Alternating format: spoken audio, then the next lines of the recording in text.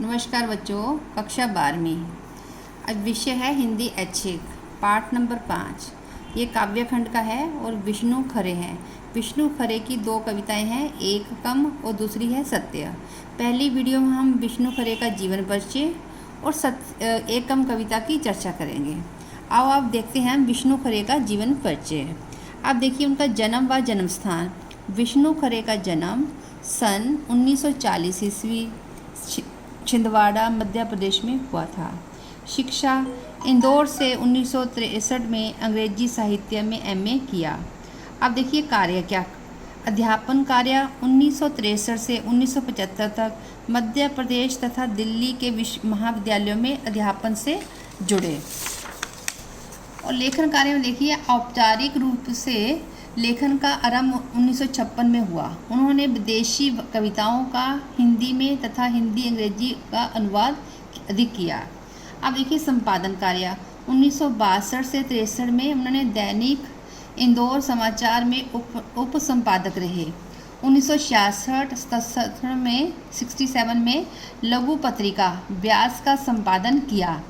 अब 1976 से 1984 तक साहित्य अकादमी में उप सचिव पद पर पदासीन रहे और 1985 से नवभारत टाइम में प्रभारी कार्यकारी संपादक के पद पर कार्य किया।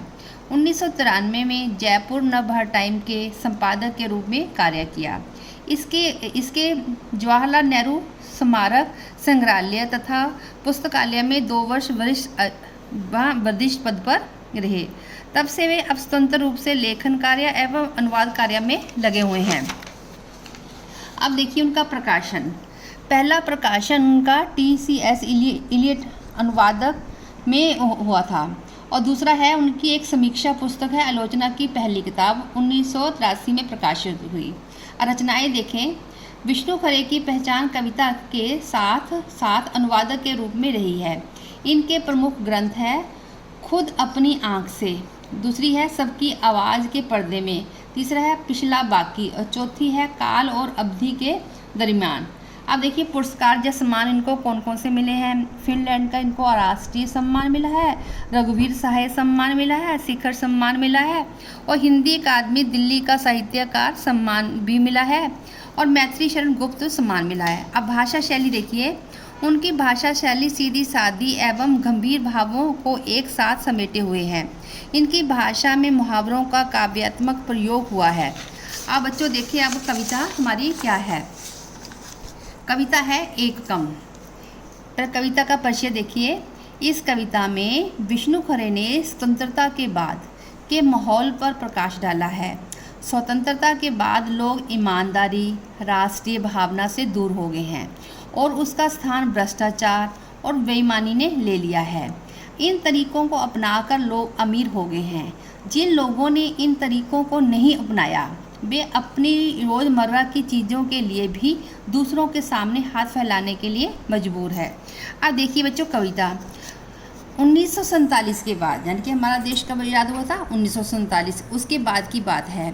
इतने लोगों को इतने तरीक़ों से आत्मनिर्भर, मालामाल और गतिशील होते हुए देखा है कि अब जब कोई आगे कोई हाथ फैलाता है, कहता अब भी कोई हाथ फैलाता है 25 पैसे, 1 कप चाय या 2 रोटी के लिए, तो मैं जान लेता हूँ कि मेरे सामने एक ईमानदार आदमी औरत या बच्चा खड़ा है। मानता हुआ कि मैं लाचार हूँ, या तो वो लाचार हो सकता है, कंगाल हो सकता है, कोढ़ी हो सकता है, या कामचोर भी हो सकता है। मैं भला चंगा हूँ और कामचोर है जो काम करना नहीं चाहता है। एक मामूली धोखेबाज भी हो सकता है, लेकिन पूरी तरह तुम्हारे संकोच से, लज्जा से, परेशानी से, गुस्से पर वह आश्रित है, तुम्हारे पर वो निर्भर है। देखिए तुम्हारे सामने बिल्कुल नंगा, निर्लज्ज और निराकांक्षी मैंने अपने को हटा लिया। लेखक कहता है कभी अपने आप करा, मैंने इसको अपने आप को अलग कर दिया है।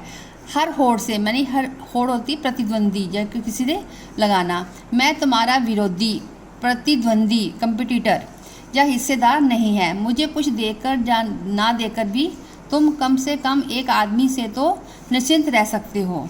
अब शब्दार्थ देखिए। आश्रित था किसी के सहारे और निर्लज्ज है लज्जा रहित, प्रतिद्वंदी है विपक्षी। अब बच्चों व्याख्या देखो इसकी क्या है। प्रस्तुत पंक्तियों में कवि बेईमान और भ्रष्टाचारियों के बीच जी रहे ईमानदार व्यक्ति के प्रति सहानुभूति प्रकट कर रहा है। वह कहता है कि मैंने तुम्हारे सामने अपने आत्मसम्मान को खो दिया है। वह ईमानदार व्यक्ति की मदद नहीं कर पा रहा है। इस बात के लिए उसे शर्म आनी चाहिए, किंतु उसने सारी इच्छाएं और आकांक्षाओं को भी छोड़ दिया है। अब वह किसी से मुकाबला भी नहीं करना चाहता है। कभी ईमानदार व्यक्ति का विरोधी, मुकाबला करने वाला या उसका हिंसा बांटने वाला नहीं बनना चाहता है। इसका अर्थ है कि उसके भीतर ना तो धन कमाने की चाहत है और ना ही उन्नति के रास्ते पर जाना चाहता है। कभी भिखारी अर्थात ईमानदार व्यक्ति की राह में किसी प्रकार की बाधा उत्पन्न नहीं करना चाहता है, इसलिए ईमानदार व्यक्ति उससे निश्चिंत रह सकता है। अब देखिए विशेष में क्या है। आज़ादी के बाद की स्थिति से मोह भंग हुआ है। ईमानदार और भ्रष्टाचारियों के बीच के अंतर को दिखाया गया है। दूसरी जो है खड़ी बोली भाषा का प्रयोग किया गया है। अनुप्रास अलंकार की छटा है और शब्द मुक्त कविता है और शब्द चयन सटीक है। अब बच्चों देखिए कार्यपत्रक में आप क्या करेंगे। पहले कविता की सप्रसंग व्याख्या करनी है आपको। प्रश्न नंबर 2 है, हाथ फैलाने वाले व्यक्ति को कवि ने ईमानदार क्यों कहा है, स्पष्ट कीजिए। प्रश्न नंबर 3, कवि ने स्वयं को लाचार, कामचोर और धोखेबाज क्यों कहा है। बच्चों दूसरी जो कविता है सत्य कविता, वो अगली वीडियो में दिखाई जाए।